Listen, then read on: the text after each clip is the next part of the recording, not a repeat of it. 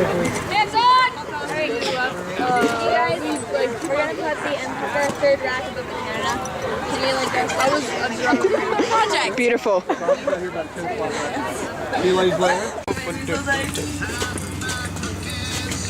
Wait, where's the old dude from that with the cane?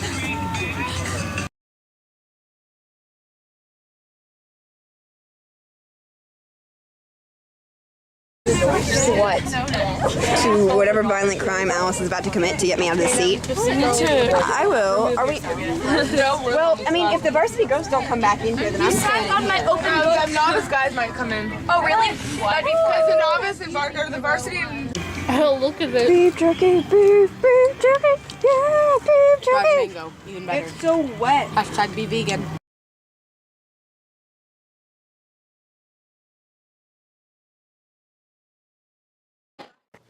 The teenage Arius americanus, a frightening presence in nature, while simultaneously mysterious and enigmatic. To learn more about this all-too-prevalent species, we here at the Global Discovery Organization sent out a team of trained wildlife experts to gather information on our secretive friends. The teenage Arius americanus is a subspecies of adolescent Homo sapiens. Males are easily identified by their garments, the skins of the Nike, an invasive species that has taken root throughout the region. Females also stand out due to the mineral pastes many smear on their faces, decorative stones they wear, and pelts and colors not found anywhere else in nature. Because they live in a time of massive growth, teenagers do not come in a uniform shape or size.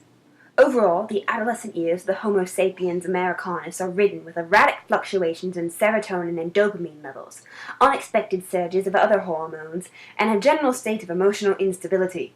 The teenager can be seen uttering distress calls such as No one understands me! and It's not a phase, Mom! It's who I am! amazing. Throughout this feature, we will cover the many odd behavioral patterns of our subject. We first venture into the realm of social interaction. Here we see a male teenage Arius americanus circling a female counterpart. He is attempting to assert his male dominance, although this practice has been rendered obsolete after thousands of years of evolution.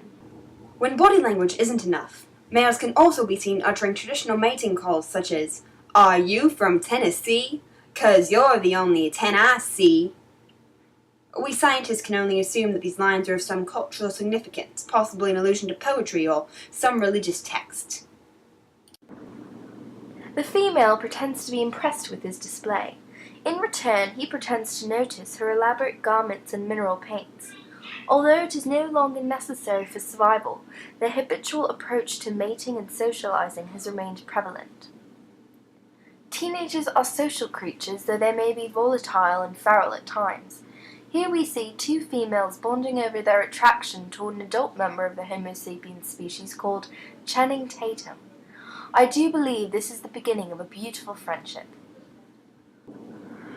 While teenagers are virtually on the top of the food chain, second only to fully mature Homo sapiens, they face a single predator. A predator that poses no physical threat, but can strain every fiber of a teenager's being. Younger siblings. While they possess protective instincts that kick into gear when a sibling is threatened, teens remain largely irritated and hostile with their younger family members. Siblings are divided into two categories, sister and brother. Sisters, or female younger siblings, exhibit a number of behaviors to achieve their goal of decimating a teenager's sanity. Typically more subtle than the brother subcategory, the methods of the younger sister are known to include theft of valuable items, subtle passive aggression, and verbal assault. Oh my god! Seemingly all in order to emotionally cripple the target so they are less prepared for some future attack. Details on this suspected final blow are as yet unknown. Brothers are similar in some ways to sisters, but have a different approach to their ultimate goal. Brothers often use coercion and physical battering to grind down all of a teenager's self-restraint. Little more is known of these highly dangerous beasts. We are hesitant to get too close to one to uncover more of their nature. it has proved dangerous. Go away! Certain combinations of sound waves have a soothing effect on a hormonal teenager, although each teenager has a different preference. Some enjoy listening to music that sounds like rocks being tumbled around in a washing machine. Others prefer a screechy assortment of vocals and artificial melodic sounds. An odd amount of importance seems to be placed on matching tastes in music, as well as achieving a rank in society known only as real fan, a position achieved by completing a series of seemingly menial tasks, such as naming 3 of their songs, memorizing the band members' birthdays, and, most important, liking them before it was cool. Individuals of the species, in what seems to be a bizarre method of forming social bonds and achieving status in the community, invest much of their time and effort into purposely putting themselves through strenuous physical activity, often for the amusement of large masses of other members of the species at ritual celebrations. The practice is colloquially known as sports. A member of our team succeeded in infiltrating a local sports group and joined them throughout the process of a gathering of similar groups, seemingly to compare skills and reward the victor with riches to bring prestige to their clan. The following footage of the Dallas United crew was obtained. Members of sports teams decorate themselves in colors assigned to their clan in order to make their allegiance known to other T. Americanus, though this practice could be seen as a claim of ownership by the apparent chiefs of the groups, known as coaches. Usually adult Homo sapiens, coaches seem to occupy a strongly influential role in teenagers' lives, as no matter what a teen's personal opinion of their assigned coach happens to be, a coach's instructions will be carried out, perhaps due to a fear of retribution. Teenagers are perpetually hungry. For some teenagers, eating is merely a necessity of life and is only suffered through in order to get the adequate nutrition for survival. For most, however, eating is a way to socialize. Eating habits are often pathologized, but our photography team found teenagers consuming food in a variety of ways. Nibbling, Slurping, and chomping being only a few. by far the most bizarre trend we noticed, one particularly prevalent in T. Americanus females, is eating an ambrosia-like substance with a spoon. Sensors show that consuming this food releases endorphins and increases heart rate.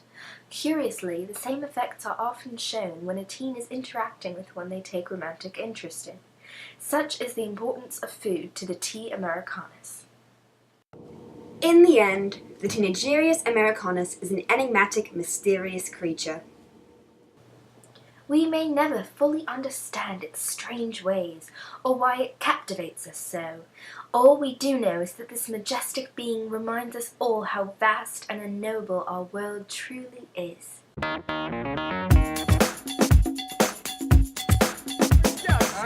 It's great. Just do it. Follow your soul. Beautiful. I've never seen anything like it.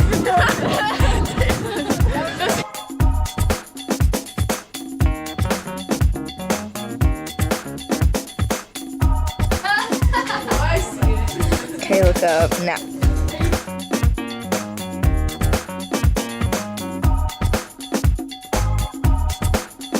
She wasn't here, that was it.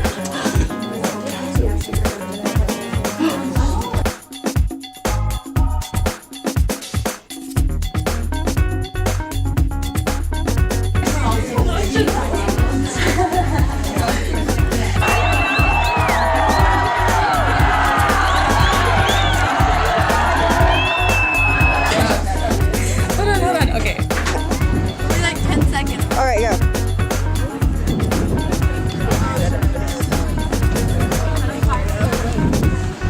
That's the name.